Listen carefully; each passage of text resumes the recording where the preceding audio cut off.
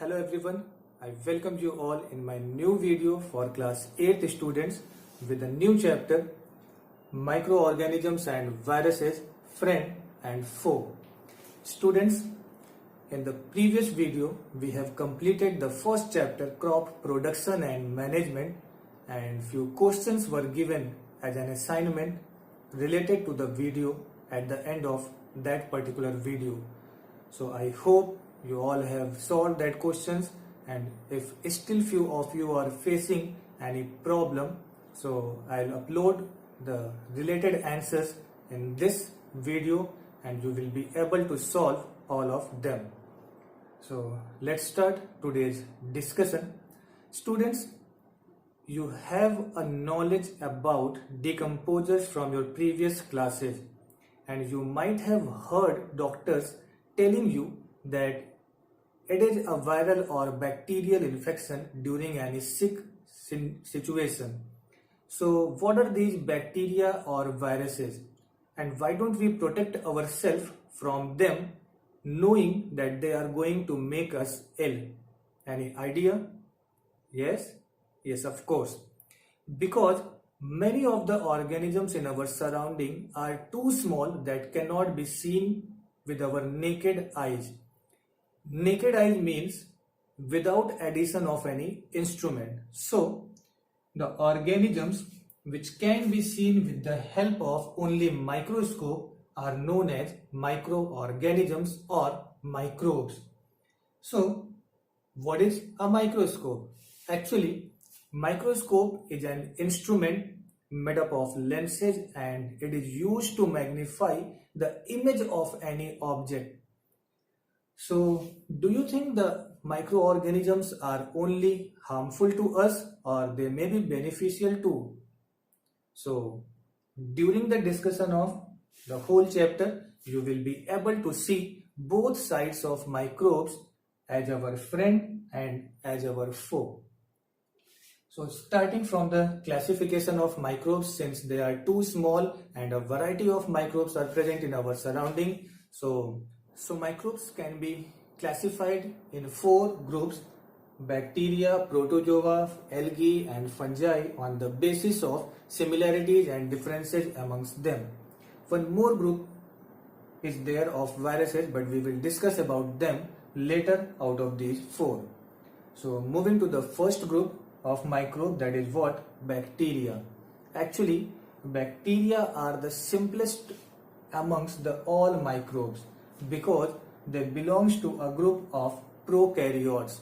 Prokaryotes means the cells which are lacking true nucleus inside them.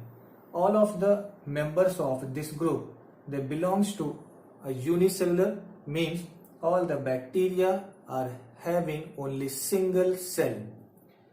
Few of the bacteria may be free living, while few of the bacteria may be parasitic, means they are going to invade to the other living beings for their nutrition, while a group of bacteria known as archaea, they are capable to synthesize their food, so they are free living. When we are going to see the structure or the shape of the bacteria, they may be of rod shape, sphere shape, spiral shape or of comma shape. So a lot of species of bacteria are present in our surrounding, and out of these species, few of them are going to make different types of diseases in the humans, plants and animals too. Moving to the next group, that is what? Protozoa. Actually, protozoa are the group of organisms which belongs to eukaryotes. Eukaryotes means these are the living beings in which the cells contain nucleus, and the nucleus is going to govern the activities of the cell. Protozoa are again unicellular, means all the organisms or the members of this group, they again will be of single cell only. Again, protozoa may be free living or parasitic, but one condition is there, that the protozoans can live only in water, since they are aquatic. So protozoa, one of the member of this family, amoeba, you are aware about them. You have read about them in your previous class, class 7. Next group is what? Algae. Algae are again eukaryotes, but here the organisms may be unicellular or multicellular. You are observing an example of algae Chlamydomonas, which is unicellular, while other one is what? Spirogyra, which is multicellular. Means multicellular are the organisms which are made up of multiple cells. Algae are classified in the autotrophs because they are having chlorophyll, and that's why they can prepare their own food. The last group of the microbes is fungi. Fungi are again eukaryotes, means all of these members are having nucleus inside their cell, and likewise algae, they may be unicellular or multicellular. When we are going to see the mode of nutrition in fungi, they may be saprophytic or parasitic. Saprophytes means they are going to derive their nutrition from the dead and decaying matter, and parasite means they are going to live inside or outside of any living organism, and they are going to take their nutrition. So fungi examples, you have read about the mushrooms and bread mold, which belongs to a group of fungi. So these four groups are of microbes which are having their specific characteristic features to classify them in different group. Now we are going to discuss about the viruses. Actually, viruses are not considered as cell because they lack the basic properties of cell. Viruses are even smaller than bacteria, and they are considered as connecting link between living and non-living, because till the viruses get a chance to enter inside a living cell, they behave like non-living. They never show any vital activity, but as soon as they will get enter inside a living cell, they become alive and they start a reproduction process.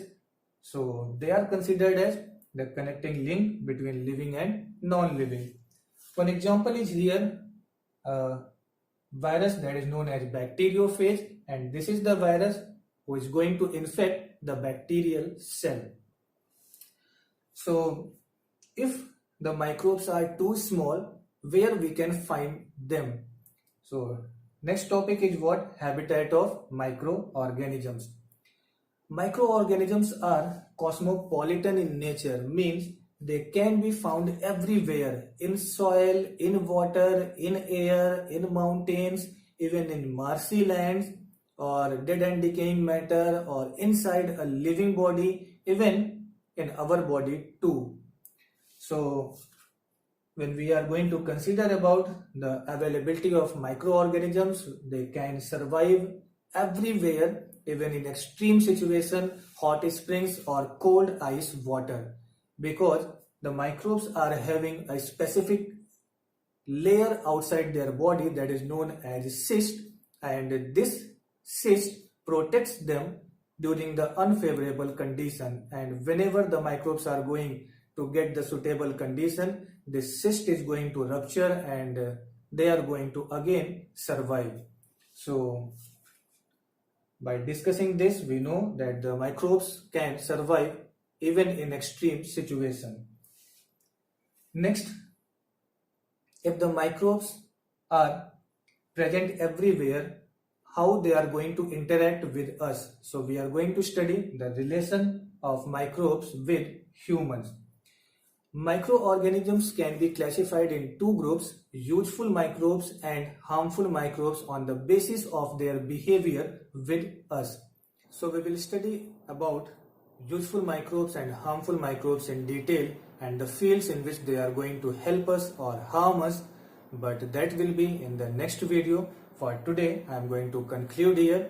So at the end of the video, I will provide you few assignments related to the today's discussion, that what are microbes, classification of microbes, some specific characteristics of bacteria, protozoa, algae, fungi and viruses, and the habitat of microorganisms. I hope you all will be able to solve them. So we will meet in the next video. So till then, keep studying and take care of yourself. So thank you all. Thank you for watching me. Stay home, be protected.